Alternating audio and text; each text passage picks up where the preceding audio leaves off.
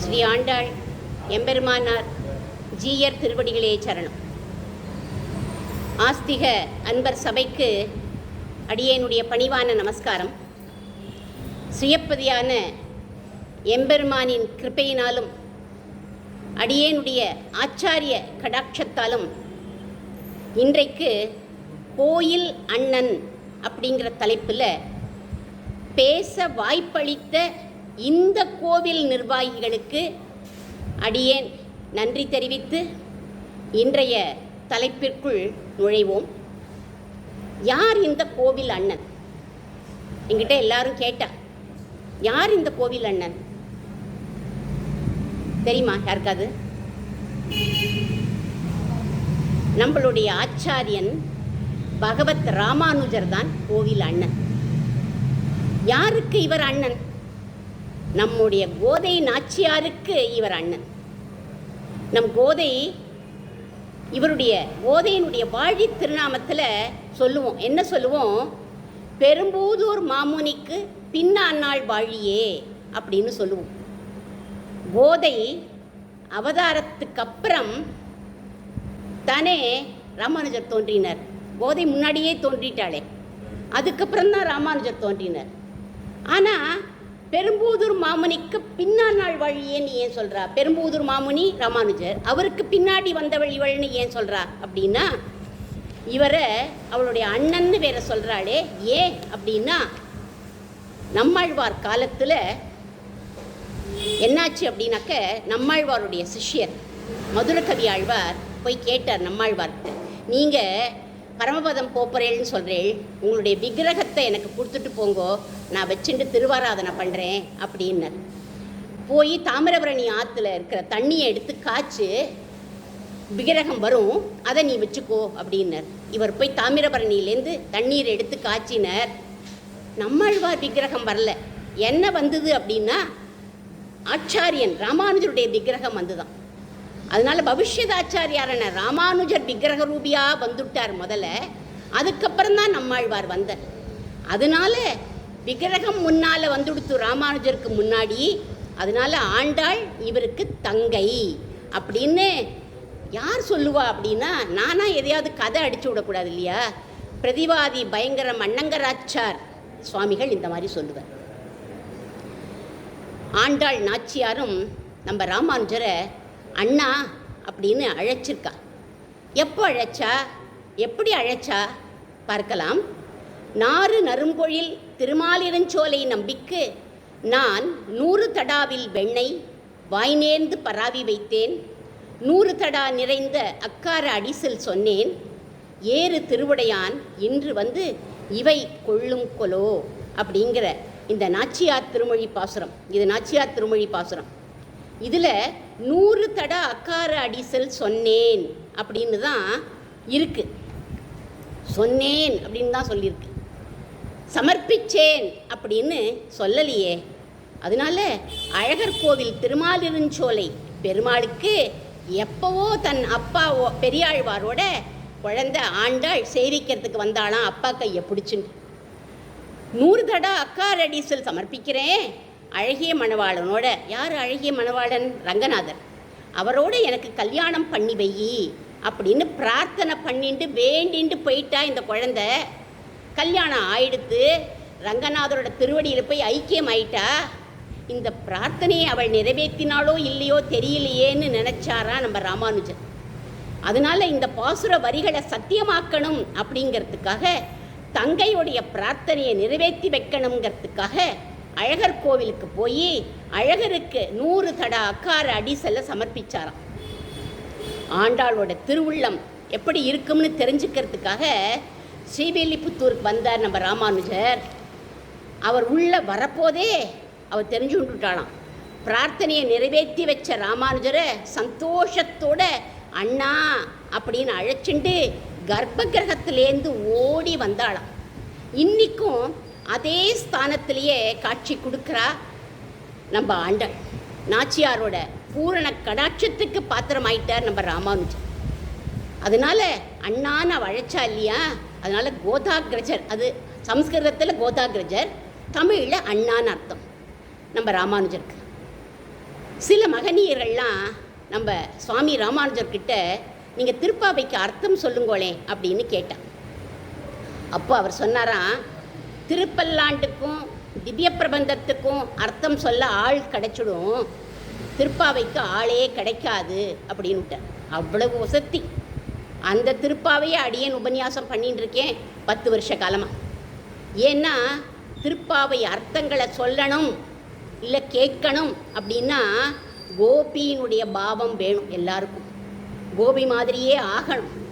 ஆண்டாள் கோபி மாதிரியே ஆயிட்டா. அதனால தான் அந்த ரசத்தை தெரிஞ்சுட்டாவோ. அதனால அந்த ரசத்தை தெரிஞ்சுக்கணுன்னா நம்ம கோபியாக மாறிடணும், பிரேமை வரணும், ரசிக்கிற ஹிருதயம் வேணும். நம்ம ஆண்டாள் கோபியாகவே மாறிட்டா அதனால் எல்லாராலையும் அதை சொல்ல முடியாது அப்படின்னு விட்டார். ஸ்ரீரங்க வீதியில் இவர் எழுந்தருள்வர். அப்படி போகிறபோது இவரோட வாயில், எல்லா ஜீயர்களோட வாயிலுமே ஏதாவது ஸ்லோகம் சொல்லிகிட்டே தான் போவார். இவர் என்ன ஸ்லோகம் சொல்லுவார் தெரியுமா? இவருடைய திருப்பவள வாயிலேருந்து திருப்பாவை தான் முணுமுணுத்துண்டே போவாராம் ரோடு முழுக்க. இவரோட பிரதம ஆச்சாரியன் இதை பார்த்த இவருடைய பிரதம ஆச்சாரியன் யாருன்னா பெரிய நம்பிகள் பார்த்த இவருக்கு திருப்பாவை ஜீயர் அப்படிங்கிற பட்டத்தை கொடுத்துட்டார். கோதாகிரஜர்னு யார் அழைச்சுட்டா? ஆண்டாள் அழைச்சுட்டா. திருப்பாவை ஜீயர்னு பெரிய நம்பிகள் இவருடைய ஆச்சாரியன் கொடுத்துட்டாராம். அப்புறம் திருப்பாவையில் ஒரு பாசுரம் வருது, மார்கழி திங்கள் பாசுரம். அதில் நீராட போதுமீர் போதுமீனோ நேரிழையீர் அப்படிங்கிற அந்த வரிகளில் பகவானை அடையறதுக்கு ஆசை யாருக்கு உண்டோ, யாருக்கு தகுதி, ஆசையோடு யார் அவனை சரணம் அடையிறாளோ அவ மோட்ச பரியந்தமான புருஷார்த்தத்தை ஆண்டாள் கொடுத்துடுவா. அதனால் எல்லாரும் ஆசையோடு அந்த பகவானை சரணம் அடையலாம். நீராட போதுமீர்னா குளிக்கிறதுக்கு வாங்கோன்னு சொல்லலை, பகவானை அனுபவிக்கிறதுக்கு வாங்கோ, அவன்கிட்ட சரணம் அடையுங்கோ, அப்போ எல்லாருக்கும் மோட்சம் கிடைச்சிடும், முக்தி கிடைச்சிடும் அப்படின்னு சொல்கிறா ஆண்டாள் இந்த இடத்துல. இந்த வாக்கியத்தை டீனேஜில் 14 வயசு தான் ராமானுஜருக்கு. அந்த டீனேஜ் ராமானுஜருக்கு இந்த வார்த்தைகள் தான் இன்ஸ்பிரேஷன். பிற்காலத்தில் அவர் ஜீயரா ஆனதுக்கப்புறம் எந்த ஏற்றத்தாழ்வும் பார்க்க வேண்டாம், ஆணாகவும் இருக்கலாம், பெண்ணாகவும் இருக்கலாம், எந்த குலத்தில் பிறந்தவாளாகவும் இருக்கலாம், படித்தவா இருக்கலாம், படிக்காமையும் இருக்கலாம், ஏழையாக இருக்கலாம், பணக்காரனாக இருக்கலாம், அத்தானா பேரும் சரணாகதி பண்ணி எம்பெருமான அடையலாம் அப்படின்னு அருள்மழை பொழிஞ்சுட்டார் நம்ம ராமானுஜர். அதுக்கு இந்த வரிகள் தான் அவருக்கு இன்ஸ்பிரேஷன். நம்ம கையில் ஒரு மோதிரம் போட்டுருக்கோம், அது தொலைஞ்சு போயிடுது. அப்போது அதை யார் தேடுவா? நாம் தானே போய் தேடணும். அந்த மோதிரம் நம்மளை தேடி வருமா? வராதே. மோதிரம் நமக்கு எப்படி சொத்து, அது நமக்கு சொத்து இல்லையா? அது மாதிரி தான் ஒவ்வொரு ஜீவாத்மாவும் பெருமாளுக்கு சொத்து. அவன் ரட்சகன். அதை நம்ம புரிஞ்சுக்கணும். புரிஞ்சுட்டு பொறுப்பை நம்ம அவன்கிட்ட ஒப்படைச்சிட்டு சரணாகதி பண்ணினா போரும். சரணாகதி பண்ணுறதுனா அவன்கிட்ட சரண்டர் ஆகணும், அவ்வளவுதான். ஆயிட்டோம்னாக்க என்னாகும்? அவன் நம்மளை காப்பாற்றுவான் அப்படிங்கிற. பாவேந்தர் பாரதிதாசன் இதே தான் சொல்கிறார். முக்தியோ சிலரது சொத்தென இருக்கையில் இந்த தமிழ்நாடு தன் இருந்தவ பயனால் ராமானுஜனை ஈந்ததன்றோ அப்படிங்கிறார் பாரதிதாசன். ராமானுஜருக்கு முன்னாடி முக்திங்கிறது ஒரு சாராருக்கு மட்டும்தான் இருந்தது. ஆனால் இந்த தமிழ்நாடு செஞ்ச ஒட்டுமொத்த தவத்தினுடைய பயன் என்ன அப்படின்னா, இந்த தமிழ் மண்ணில் ராமானுஜர் அவதாரம் பண்ணி முக்தியை எல்லாரும் அடையலாம்னு சொன்னதுனால நமக்கு இது கிடச்சிது, ராமானுஜர்னால தான் இது கிடச்சிது அப்படின்னு ராமானுஜரை கொண்டாடுறார் பாரதிதாசன் இந்த இடத்துல. காஞ்சிபுரத்துலேருந்து வரதராஜனை தியானம் பண்ணிட்டே ஸ்ரீரங்கம் நோக்கி வரார் நம்மாழ்வார். ஏன்னா கூட்டுட்டார் ஸ்ரீரங்க பெருமாள் ராமானுஜரை அழைச்சிட்டு வாங்கன்னு சொல்லிட்டு ராமானுஜர் வரார். காஞ்சிபுரத்தில் தான் இருந்தார். அங்கேருந்து அவரை தியானம் பண்ணிகிட்டே நடந்து, அந்த காலத்தில் தான் நடந்து தான் வரணும், இப்போ தான் ஏரோப்ளேன்லாம் பண்ணி கிடச்சிட்டு இருக்கு நமக்கு. நடந்தே வரப்போது அந்த ஸ்ரீரங்கம் கோவிலை சொல்கிறா, ஆறாத அருளமுதம் பொதிந்த கோவில், அம்புயத்தோன் அயோத்தி மன்னருக்கு அளித்த கோவில், தோராத தனிவீரன் தொழுத கோவில்னு அந்த திரு அரங்கனை சொல்லிகிட்டே, இந்த பாசுரத்தை சொல்லிகிட்டே அந்த ராஜகோபுரத்தை பார்த்த உடனே சேவிச்சாராம். நம்ம கூட ராஜகோபுரத்தை பார்த்தாலே கை கூப்பி வணங்கணும். பெருமாளை சேவித்த பலன் அது. கர்ப்பகத்துக்குள்ளே உட்காண்டிருக்கார் இல்லையா, யார்? நம்பெருமாள். அவருக்கு இருப்பே கொள்ளலையாம். ராமானுஜர் வந்துட்டான் அப்படின்னு நமக்கு பிடிச்சவா யாராவது வந்தால் நம்ம வாசல்லையே போய் நின்றுட்டு அவளை வாங்குன்னு அழைப்போம் இல்லையா, அந்த மாதிரி நம்பெருமாள் என்ன பண்ணாராம், அர்ச்சகாலை கூப்பிட்டு என்னை கைத்தாங்கலாம் அழைச்சிட்டு போங்கோ அப்படின்னு அழைச்சிட்டு சந்தன மண்டபத்தில் வந்து உட்காந்துட்டாராம். உடனே ராமானுஜர் பார்க்குற, என் பேரில் உமக்கு இவ்வளவு கருணையா எனக்கு என் பேரில் இப்படி நீங்கள் புறப்பட்டு வரணுமா அப்படின்னு கேட்டுட்டு சொல்லிகிட்டே அவரை விழுந்து சேவிக்கிறாராம். ராமானுஜா பேசுவார். ராமானுஜரும் பெருமாளும் பேசுவார். அப்போது சொல்கிறாராம், அப்பா எனக்கு ரொம்ப வயசாகிடுதுப்பா, இனிமேல் என்னால் நிர்வாகமெல்லாம் பண்ண முடியல, அதனால் இந்த உபய விபூதி ஐஸ்வர்யத்தெல்லாம் நான் உன் கையில் கொடுத்துடுறேன், நீ தான் அதை கவனிச்சுக்கணும் அப்படின்னு விட்டாராம். அது என்ன உபய விபூதி ஐஸ்வர்யம் அப்படின்னா, ஒன்று இங்கே பூலோகத்தில் சம்சாரம் அதெல்லாம் கவனிச்சுக்கணும், அதில் இருக்கிறவாளெல்லாம். இன்னொன்று இங்கேருந்து மோட்சத்துக்கு வரா இல்லையா, அந்த திருநாட்டுக்கு வர அதுவும் உங்ககிட்ட அந்த ரைட்டையும் கொடுத்துட்டேன், அதனால திருநாடு உனக்கு சொந்தம் இப்போது, அதனால நீ அவளையும் அங்கே அழைச்சிட்டு வந்துவிடலாம், இத்தனையும் நான் உன் கையில் கொடுத்துட்டேன், ஒப்படைச்சுட்டேன் அப்படின்னு விட்டாராம். திருநாடு ஒருத்தருக்கு சொந்தமாக இருந்தால் தானே என்ன பண்ண முடியும், அவளை அங்கே அனுப்ப முடியும். அப்படி அனுப்பினர். யாருக்கு சொந்தமாக இருந்தது? ராமருக்கு சொந்தமாக இருந்தது. அதனால அவர் என்ன பண்ணினார்னா, மயாத்வம் அப்யயுத் யாதக கச்சலோகான் அனுத்தமான் அப்படின்னு சொன்னார். வைகுண்ட வாசல் திறந்துடுத்து. யார் உள்ளே போயிட்டா? ஜடாயு உள்ளே போயிட்டா. அப்போ அவருக்கு சொந்தம், அந்த ராமருக்கு சொந்தம் அந்த வைகுண்டம். அதனால ஜடாயுவை வைகுண்டத்துக்கு அனுப்பிச்சார். அதே மாதிரி ராமனை போலவே நம்ம ராமானுஜதாசன் அப்படின்னு நம்ம யாராவது சொல்லிட்டோம்னா, யார் ராமானுஜதாசன் சொல்லிட்டு வராளோ அவளை வைகுண்டத்துக்கு அனுப்புகிற ரைட்டை நம்பெருமாள் யாருக்கு கொடுத்துட்டாருனாக்க ராமானுஜருக்கு கொடுத்து, அதோடு இல்லை, நீ உபய விபூதி நாயகன், நீதான் உடையவர் அப்படிங்கிற பட்டத்தை கொடுத்துட்டார். எத்தனை பேர் வரிசையாக பட்டம் கொடுத்துட்டே வரா பாருங்கோ ராமானுஜருக்கு. அப்போ நம்ம என்ன பண்ணணும் அப்படின்னா, நம்மளுடைய ஆச்சாரியன் இப்போ ராமானுஜர் இல்லையே, அதனால நம்மளுடைய ஆச்சாரியனை போய் நம்ம பற்றணும். பற்றினதுக்கப்புறம் ராமானுஜா எத்தனை எழுத்து? 4 எழுத்து. அந்த ராமானுஜாங்கிற 4 எழுத்து நாமத்தை சொன்னாலே போரும். நாராயணாங்கிற 4 எழுத்து நாமமே வேண்டாம், அவனை தியானம் பண்ணவே வேண்டாம், அவனுடைய நாமமே அவசியமே இல்லை, ராமானுஜன் நாமமே போரும் அப்படிங்கிறார்கள். பூமன்னு மாது பொருந்திய மார்பன் புகழ் மலிந்த பாமன்னு மாறன் அடிபணிந்து உய்ந்தவன் பல்கலையோர் தாம் மன்னவந்த ராமானுசன் சரணார விந்தம் நாம் மன்னி வாழ நெஞ்சே சொல்லுவோம் அவன் நாமங்களே அப்படின்னு அவன் நாமத்தை சொல்லணும்னு யார் சொல்கிறா? ராமானுஜ நூற்றந்தாதியில் திருவரங்கத்து அமுதனாருன்னு சொல்கிறார் இந்த பாசுரத்தில். பகவான் இன்னொரு பாசுரத்தில் பகவான் கண்ணனுடைய உருவத்தை ஆண்டாள் சொல்கிறா, ஊழி முதல்வன் உருவம் போல் மெய்கருத்து அப்படிங்கிறார். ஊழி அப்படின்னா என்ன அர்த்தம்? சிருஷ்டின்னு அர்த்தம். அந்த சிருஷ்டி காலத்தில் பகவானுடைய திருமேனி எப்படி இருக்கும்னா கருத்து இருக்குமா, கருப்பாக இருக்குமா. அந்த சமயம் கருணைங்கிற மழையை பகவான் பொழியக்கூடியவன் அப்படிங்கிறா ஆண்டாள். பகவானை காட்டிலும் கருணை மிக்கவர் யார், கருணை மழையை பொழியக்கூடியவர் யார் அப்படின்னா நம்மளுடைய ராமானுஜர் அப்படிங்கிறார் அமுதனார் இன்னொரு பாசுரத்தில். எப்படி சொல்கிறார்? காரே கருணை ராமானுசா இக்கடலிடத்தில் ஆரே அறிபவர் நின் அருளின் தன்மை அப்படிங்கிறார். பகவான் நமக்கு கொடுத்த தனம் ராமானுஜ தனம். இவர் மேகத்தோத்த கருணையை பொழியக்கூடியவர் ராமானுஜர். யாருக்கு பொழிஞ்சிருக்கார்? ஒரு அப்ராமணர் வரை இவருடைய கருணை பாஞ்சிருக்கு. ஒரு அப்ராமணருக்கு, பிராமணான்னு இல்லை, ஏன்னா அவர் தானே சொன்னார், ஏழையோ பணக்காரனோ படித்தவாளோ படிக்காதவாளோன்னு சொன்னார் இல்லையா. ஒரு அப்ராமணர். யார் அவர்? ஸ்ரீரங்கம் கோவிலில் ரங்கனுடைய வஸ்திரங்கள் எல்லாம் தோச்சு போடுவானா ஒரு வண்ணன். டெய்லி வருவான் கோவிலுக்கு, ரங்கா அப்படின்னு கும்பிடு போட்டுட்டு வஸ்திரங்கள் எல்லாம் எடுத்துட்டு போயிடுவான். இவனோட வயத்து பழப்பு இந்த கைங்கரியம் பண்ணிட்டு இருக்கான். அவனை ஒரு நாளைக்கு ராமானுஜர் கூப்பிட்ட, டே பயலே இங்கே வாடா, லோகத்தில் உள்ள கரை அழுக்கு எல்லாத்தையும் அந்த ரங்கன் போக்குறான். ஆனால் அவன் வஸ்திரத்தில் உள்ள அழுக்க நீ சுத்தப்படுத்துகிற பத்தியா, நீ எப்பேற்பட்ட பாக்கியவான் அப்படிங்கிறார் ராமானுஜர் அவன்கிட்ட. ஓஹோ, அவனுக்கு ஒன்றும் தெரியாது, ஓஹோ அப்படின்னு சொல்லிட்டு போயிட்டான்.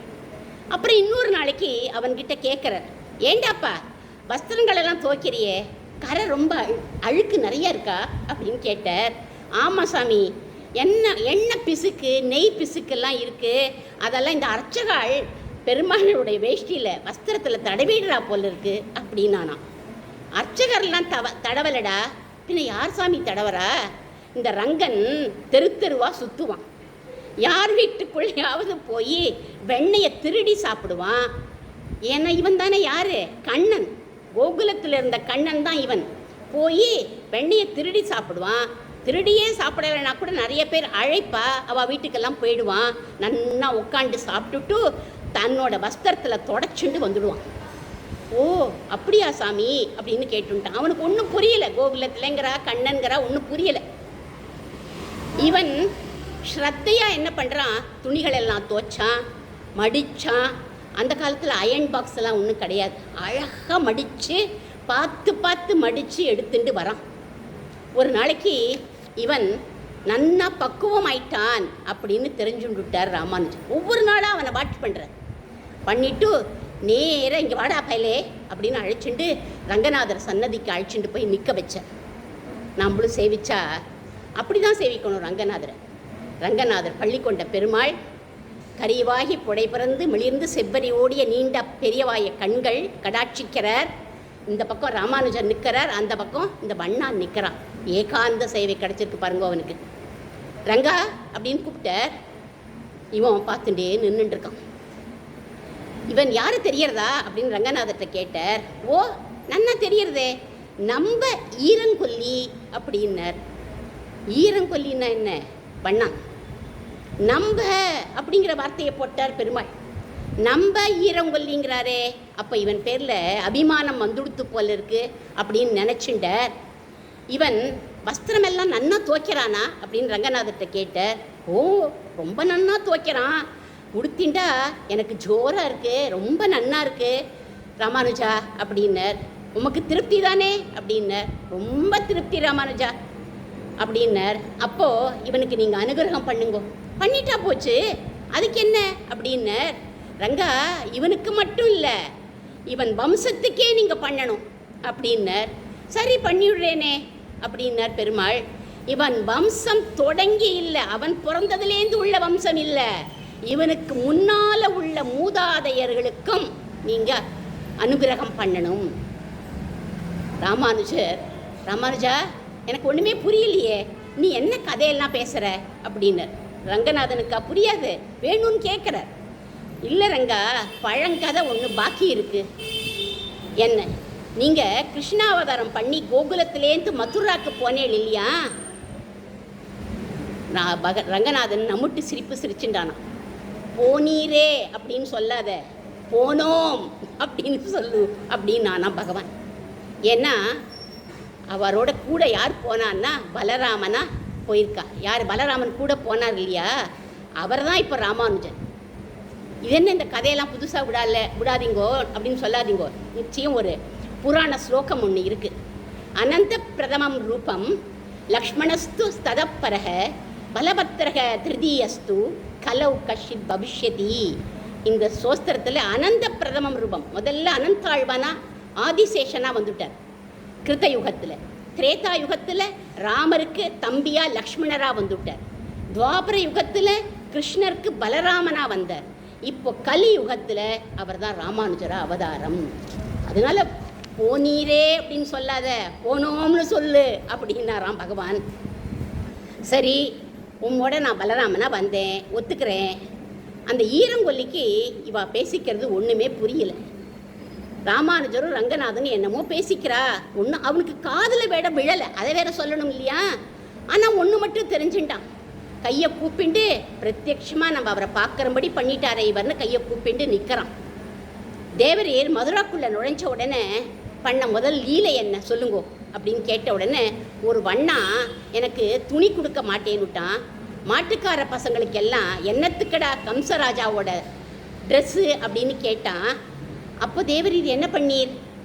அதுவா, அவனை ஒரு அரைஞ்சேன், தலை தனியாக போயிடுது அப்படின்னு. அப்பலேருந்து அந்த ஈரங்கொல்லிகள் பேரில் எனக்கு ஒரு வருத்தம் இருந்தது அப்படிங்கிறார். அந்த வருத்தம் இன்னும் இருக்கா அப்படின்னா, ஆமாம் இன்னும் இருக்குது எனக்கு அப்படின்னார். அவனுடைய வம்சம்தான் இவன், அதனால இவன் பொருட்டு அவனை நீங்கள் அனுகிரகம் பண்ணணும் அவனுக்கும் அப்படின்னு சொன்ன உடனே பார்த்தார் பெருமாள், இவனை மன்னிச்சுடுங்கோளேன் அப்படின்னு சொன்ன உடனே பெருமாள் பார்த்தார், சரிவா, அப்படியே கண்களில் ஆனந்த பாஷ்பம். ஏன்னா இவர் பண்ண வேண்டிய வேலை அதை ராமானுஜர் பண்ணுறார். அதனால கண்களில் ஆனந்த பாஷ்பம் அப்படியே வழிய பண்ணிடுறேன்ப்பா, அனுகிரகம் பண்ணிடுறேன் அப்படின்னா, மதுரா வண்ணன் இன்னும் மோட்சம் அடையலையாம். அவன் நல்ல கதியை அடையணுமேன்னு இவனை கொண்டு அவனுக்கு அனுகிரகம் பண்ணுறாரா ராமானுஜன். எங்கேந்து எங்கே கனெக்ஷன் பாயறது பார்த்தேளா? அதுதான் காரை கருணை ராமானுஜன். டேய் பயலே, ரங்கனை நன்னா சேவிச்சுக்கூடா, இத்தனையும் பேசியிருக்கான், இவனுக்கு ஒன்றுமே காதில் விடலை. சொல்கிறார், டேய் ரங்கனை நன்னா சேவிச்சுக்கூடா அப்படின்னு. அடுத்த க்ஷணம் வண்ணானுக்கும் தன்னுடைய ஸ்வய ரூபத்தை காண்பிச்சானா ரங்கன். அப்படியே ஆதிசேஷ படுக்கை கண்கள் இல்லை, அப்படியே கருணையோட தன்னுடைய ரூபத்தை காமிச்சுட்டு பேசுகிறான் வேற. உன் காரணம் கொண்டு உன்னோட மூதாதையன் எனக்கு பண்ண பாபத்தை நான் மன்னிச்சுட்டேன், அனுகிரகம் பண்ணிட்டேன் அப்படின்னு சொன்னான். கதறி அழுதான் அந்த வண்ணான். இந்த வண்ணான் எப்பேற்பட்ட ஆசீர்வாதம் எனக்கு கிடச்சிருக்கு, எங்கள் குலத்துக்கே கிருபை பண்ணிட்டாரே, யாரால் இப்படி பண்ண முடியும்? சுவாமி ராமானுஜரால் தான் பண்ண முடியும்னு அழுதான். உடனே ஈரங்கொல்லி, நீ பண்ணிட்டு இருக்கிற கைங்கரியம் ரங்கனுக்கே உகப்பாயிடுத்துப்பா, மகிழ்ந்து போய் உனக்கு அவன் அனுகிரகம் பண்ணிட்டான் அப்படின்னு சொன்னார் ராமானுஜர். சாமி, இது எங்களோட குலத்தொழில், இந்த கோயில் கைங்கரியங்கிறது பகவானுக்கே ஞாபகம் இல்லை, நீங்கள் சொல்லித்தானே எனக்கு இந்த கிருபை சாமி அப்படின்னு அவன் சொன்னான். பாருங்கோ, எங்கேயுமே தன்னை முன்னிலைப்படுத்திக்காம ஒரு காருண்யம் நம் ராமானுஜருக்கு. மற்றவா பேரில் தற்பெருமை பேசாத காரை கருணை ராமானுஜர், அவர் நாமத்தை நம்ம சொல்லுவோமே. இன்னொரு பாசுரத்தில் ராமானுஜருடைய குணம் சொல்லப்படுறது. குன்று குடையாய் எடுத்தாய் குணம் போற்றி அப்படின்னு திருப்பாவையில் ஒரு பாசுரம். கோவர்த்தனகிரியை 7 நாள் தூக்கி பிடிச்சுண்டு கோகுலத்தில் உள்ள அனைத்து ஜீவராசிகளையும் காப்பாற்றின கண்ணனுடைய குணத்தை போற்றின்னு பாடினா ஆண்டாள். அந்த குணம் யாருக்கு இருக்குது அப்படின்னா நம்ம ராமானுஜருக்கு இருக்கான். ஒரு தயிர்காரிக்கு மோட்சம் கிடைக்கும்படி பண்ணின ராமானுஜரோட குணத்தை நம்ம போற்றி பாடணும். யார் அந்த தயிர்காரி? தும்பையூர் கொண்டி அம்மாள் அப்படிங்கிற தயிர்காரி ராமானுஜரிடத்தில் பரமபக்தி கொண்டவள். ராமானுஜர் திருமலையில் 1 வருஷ காலம் தங்கியிருந்தார். அப்போது அந்த மடத்துக்கு இவள் தான் பால், தயிர், மோர் எல்லாம் சப்ளை பண்ணாலாம். தூரத்துலேருந்து இவரோட வடிவழகை பார்த்து சேவிக்கிறா, தன்னோட ஹிருதயத்தில் வச்சுட்டான். அப்பேற்பட்ட அழகர் நம்ம ராமானுஜர்.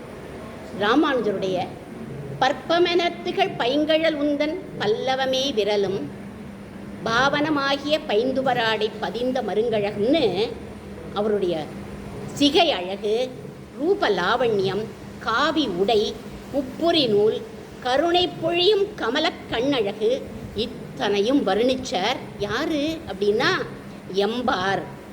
எம்பாருங்கிறவர் இவருடைய சித்தி பையன். பூர்வாசிரமத்தில் ராமானுஜருக்கு அப்புறம் இவர் தான் ஆச்சாரியனாக இருந்தார். அந்த பாசுரத்தில் இவருடைய அழகை வர்ணிக்கிறார்.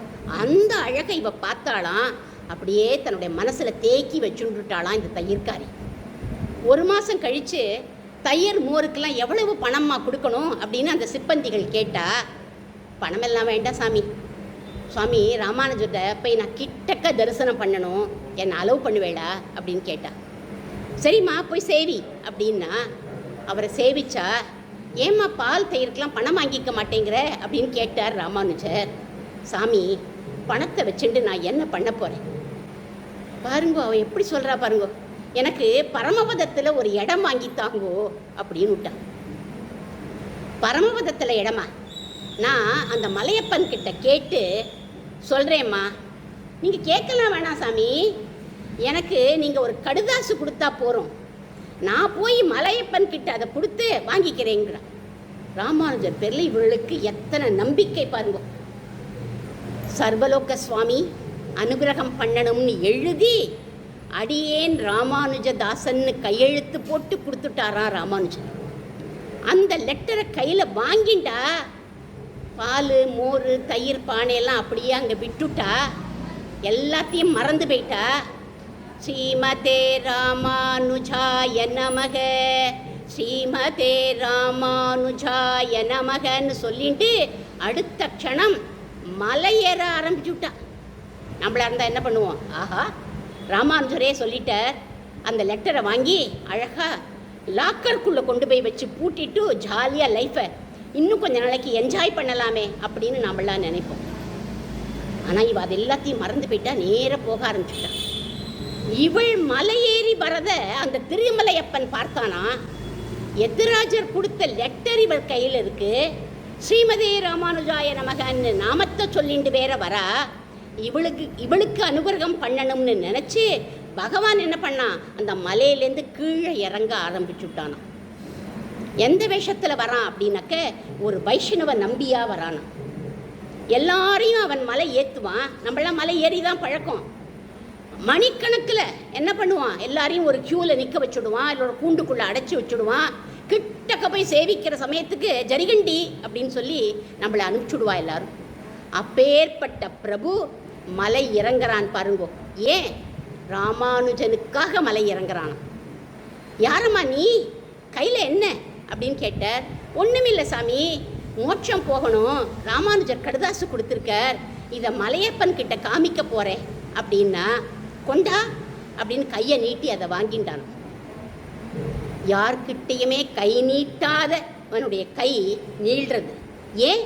ராமானுஜன்னு ஒரு கையெழுத்து இருக்கு இல்லையா, அதுக்காக இவன் கை நீட்டி வாங்கினான். தந்தோம் மோட்சம்னு சொல்லி அவள் தலையில் கையை வச்சான். அப்படியே அங்கேருந்தே அவள் மோட்சம் போயிட்டாளாம். நான் சொல்கிற எதுவுமே நானா என்னுடைய கதை இல்லை, நம்ம பூர்வர்கள் சொன்னதை தான் அடியேன் எடுத்து இங்கே சொல்லின்னு இருக்கேன். ராமானுஜ நாமத்துடைய ஏற்றம், அவருடைய குணம் இந்த நிகழ்ச்சியிலேருந்து தெரியறது பார்த்தேளா.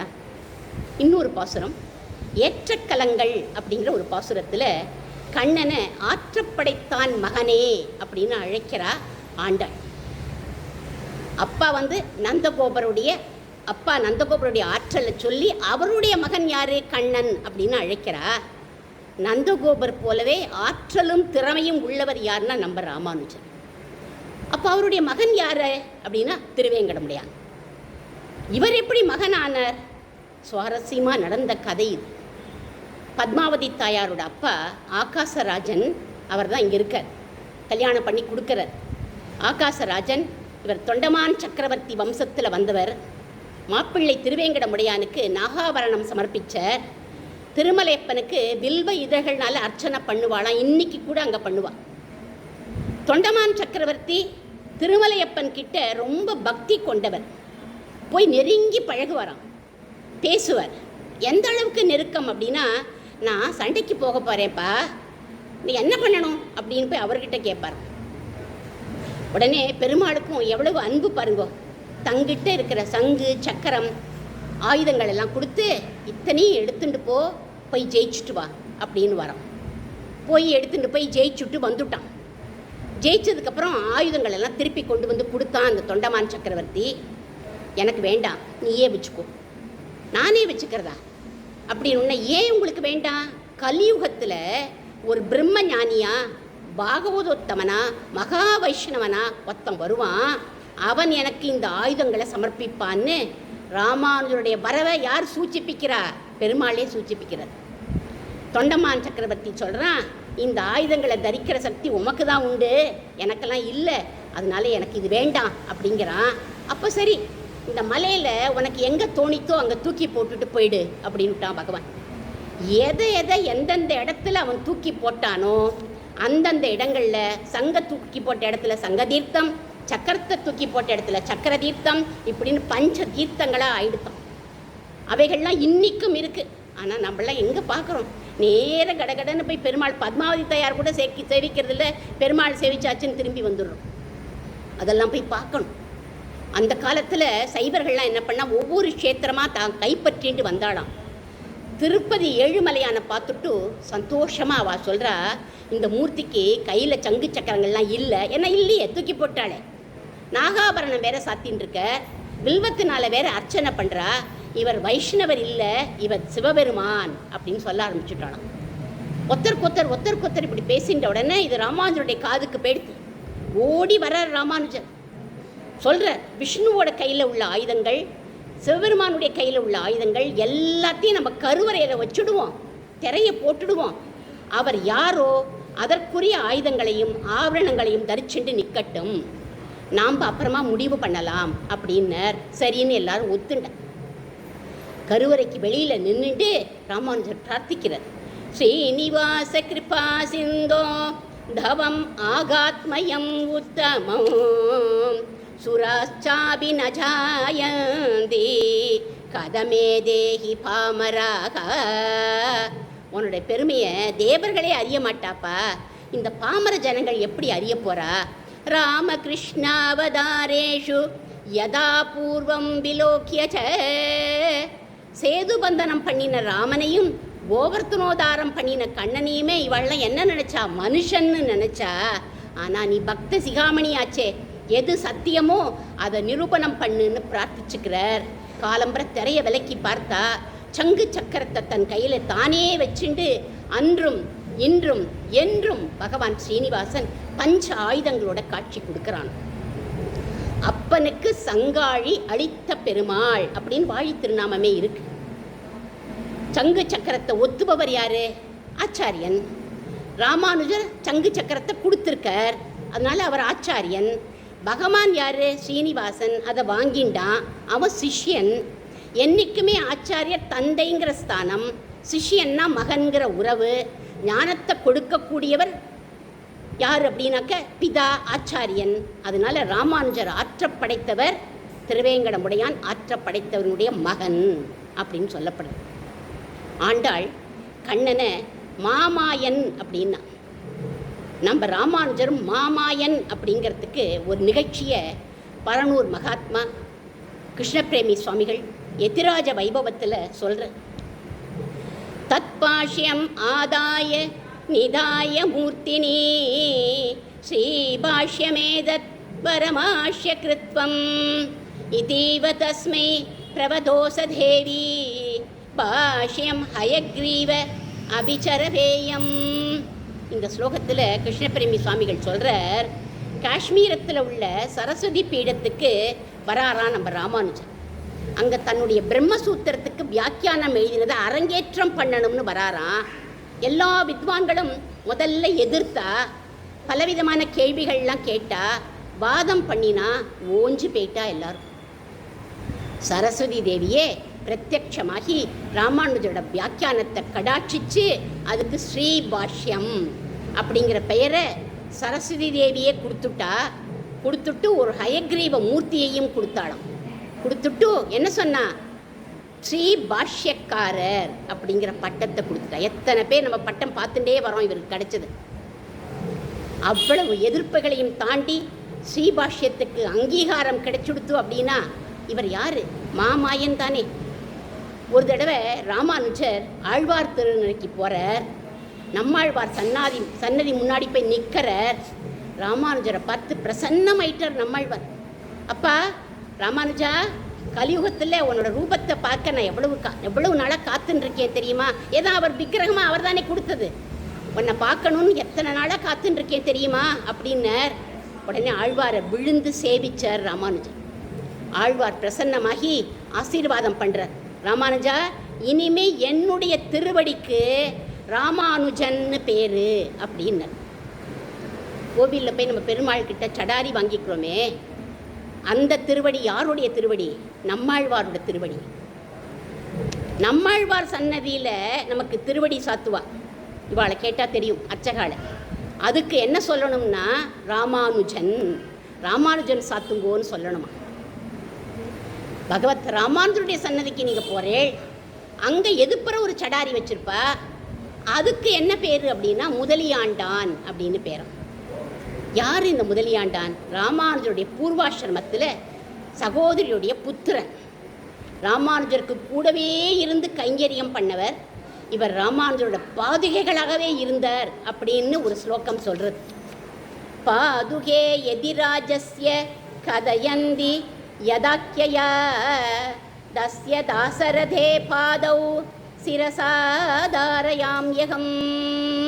அப்படின்னு தாசரதி அப்படின்னு அவரை சொல்லுவா. அவருடைய பாதுகையாகவே இருந்தார். அதனால ராமானுஜர் சன்னதிக்கு போனால் முதலியாண்டான் சாத்துங்கோ அப்படின்னு சொல்லணுமா. அந்தணர் அந்தியர் எல்லையில் நின்ற அனைவருக்கும் அனைவரும் பகவான் திருவடியை பற்றலாம்னு யார் சொன்னா? மதத்தில் புரட்சி செய்த மகானான நம்ம ராமானுஜன். அவருடைய வடிவழகு எப்பேற்பட்டது அப்படின்னு நான் சொன்னேன். எம்பார் பாடியிருக்காருன்னு. அந்த வடிவழகோட பாடலோட அடியேன் ராமானுஜனுக்கு மங்களம் பாடி அமைகிறேன். ஸ்ரீமதே ராமானுஜாய நமக.